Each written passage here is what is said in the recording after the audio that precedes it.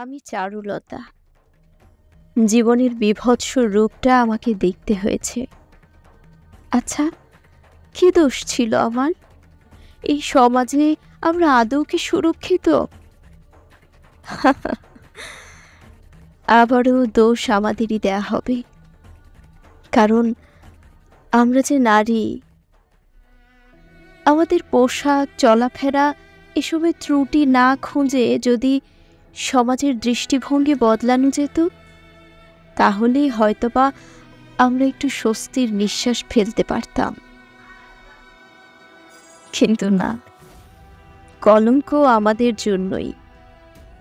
এভাবেই আমার মতো অসংখ্য চারুলতার জীবন প্রদীপ নিঃশেষ হয়ে যাবে প্রতিনিয়ত।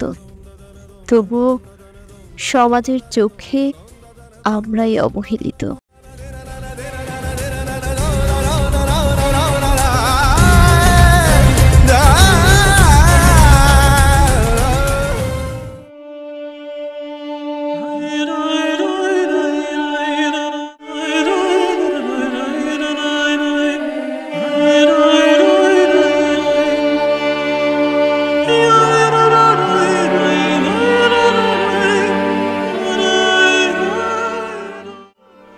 আপু, তোর কি ক্লাস শেষ হয়েছে?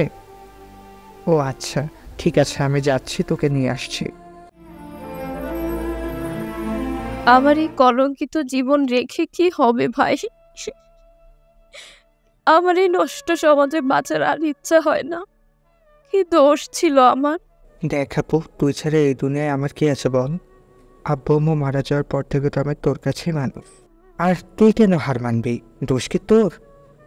যারা ভালো মানুষের মুখোশ পরে ঘুরে বেড়াচ্ছে, শাস্তি তাদের পেতেই হবে। দেশে আইন আদালত আছে, প্রতিবাদ করবি, নিজেকে কেন শেষ করে দিবি? একবার যদি ধর্ষকের সাথে মৃত্যুদণ্ড দেওয়া হয়, তাহলে বাকি পশুরা মেয়েদের দিকে তাকাতে হাজারবার ভাববে। আমি জানি না, আমি কিচ্ছু জানি না। আমার ভবিষ্যৎ কি হবে আমি জানি না।